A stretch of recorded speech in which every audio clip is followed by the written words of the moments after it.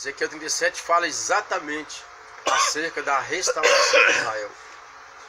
É bom lembrar que Ezequiel que está pós-cativeiro. É bom lembrar que está falando de Israel. Israel havia sido levado cativo pelo cativeiro assírio e espalhado entre todas as nações. Nesse período Israel não era nação. Deus traz aqui através de Ezequiel uma palavra para o futuro de Israel, dizendo que ele iria restaurar Israel de novo. E falou assim, olha, eu vou trazer vocês de volta, versículo 14, para a vossa própria terra. E no ano de 1948, no dia 15 de maio, Israel voltou a ser reconhecido como nação na face da terra. Essa visão de Ezequiel refere-se ao que aconteceu no Holocausto de Hitler, né, quando 6 milhões de judeus durante 6 anos foram exterminados, acabados, né? Mas a palavra para nós aqui, usando o texto aqui para nós, está falando de esperança, fala de fé. Primeiro que o texto fala de que o profeta viu um vale de ossos. Olha que interessante, ele viu o vale de ossos, então a visão dele era uma visão de longe. Assim nós olhamos os nossos problemas, e nós vemos que os nossos problemas estão como um vale de ossos, só esqueleto, só morte. E quando a gente mira no problema, quando a gente foca, quando a gente fixa os olhos no problema, eles intensificam, eles maximizam, eles aumentam. Então ele diz aqui em segundo lugar, aqui, ele fala assim que os ossos estavam sobre a superfície de toda a terra e estavam sequíssimos. Não estavam apenas secos, estavam sequíssimos. Isso quer dizer que quando eu olho demais para o meu problema, eu vou ver um problema maior do que ele aparenta ser. Mas o que me chama a atenção no texto é que Deus diz, olha para o teu problema, olhe para o vale de ossos secos e profetiza. Então quando nós estamos diante dos problemas, a ideia não é murmurar, não é reclamar. A ideia não é levantar palavras contrárias, palavras de morte. Ao contrário disso, nós temos que dizer que haja vida, que haja paz, que haja alegria. Eu chamo a existência, a vida que procede de Deus. Eu chamo a existência na minha casa, na minha família, no meu casamento, nas minhas finanças, a providência de Deus. Então o texto fala que primeiro, ao olhar o caos, eu preciso ministrar uma palavra profética, positiva, abençoadora. Segundo, ele está dizendo que quando nós ministramos isso, as coisas começam a acontecer, os milagres começam a acontecer, a minha realidade muda. Então depois que a realidade muda, eu preciso estar atento para saber se está completa a obra. Porque quando ele profetiza, os ossos se ajuntaram, os tendões vieram, os nervos vieram, a carne veio, a pele veio e cobriu. Mas ainda não estava completa. Em segundo lugar, Deus fala assim, profetiza, ó filho do homem, e diz, espírito venha dos 4 cantos e assopra sobre esses mortos. Então já não eram ossos secos, já não eram ossos sequíssimos, eram mortos. A situação é muito melhor, não é verdade? Eram pessoas, porém não tinha vida.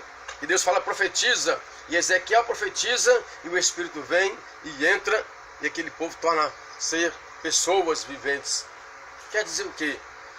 A obra de Deus é completa, não é pela metade. Então quando você buscar algo de Deus, não é que você não deve estar contente, porque você não pode acomodar. Quando você vê algo acontecendo, você precisa certificar-se de que a obra está completa. Não estando completa, você tem que clamar, suplicar, até Deus completar a obra. O propósito de Deus é tirar o homem do vício das drogas, da bebida, das cadeias do pecado. Mas o propósito maior e secundário a este é trazê-lo para a presença dele. Nós oramos para nossos familiares, Deus tira meu filho das drogas, tira meus filhos do álcool, tira os meus filhos do mundo do pecado.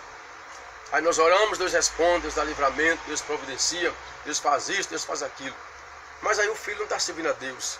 Então o milagre é completo. Senhor, agora com a tua presença, eu não quieto no joelho, eu não paro de orar, não deixo de dobrar meu joelho enquanto eu não ver a minha família rendida aos teus pés. Amém, Jesus. Pai, eu não quero que o Senhor apenas me livre da minha dor ou da enfermidade.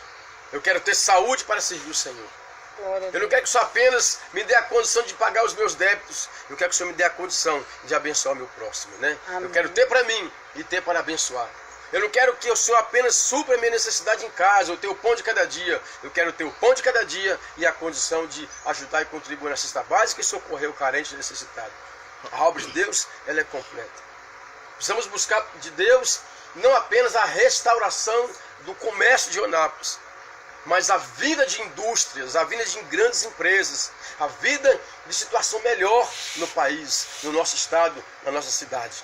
Que haja melhoria. Hoje há um clamor até meio-dia pela situação do Rio de Janeiro. Mas não é apenas o Rio de Janeiro que precisa. Então o nosso clamor a Deus não é para que haja apenas cura no Rio de Janeiro. O nosso clamor é para que haja cura no Brasil. Para que haja, porque hoje não é só o Rio de Janeiro que está com problema de violência. Fortaleza está lá vivendo as suas misérias. O Nordeste, né, vários estados do Nordeste sofrendo as ações de bandidos, de presos. A Eunápolis, a situação que está esquisita, né? Não é boa. Eunápolis hoje, segundo o que está colocado pela segurança no Brasil, Eunápolis está ocupando o 30º lugar como a cidade mais violenta do Brasil. Ilhéus está em 8º lugar. Nossa. Brincadeira? E Porto Seguro ainda está assim, a situação pior do que o Nápoles, né? Pior, está em 10º lugar. 10º lugar, Porto Seguro. Porto Seguro tá em 10º. O levantamento de 2017, o último feito agora, eu li essa semana, Eunápolis está em 30º lugar na escala de violência no país. Nós olhamos aqui, está feio, tem cidades piores do que nós. A situação no Rio de Janeiro não é boa, mas aqui também não é boa. Então, ao orar pelo Rio de Janeiro, oremos pela nossa cidade, oremos pela Bahia, oremos pela nossa nação. E não basta apenas o crime ser contido. O que é importante é que a igreja do Senhor seja curada. Porque o problema da nação brasileira hoje não é problema do governo. Às vezes culpamos o governo. Tem culpa? Tem. Lógico que tem sua parcela de culpa.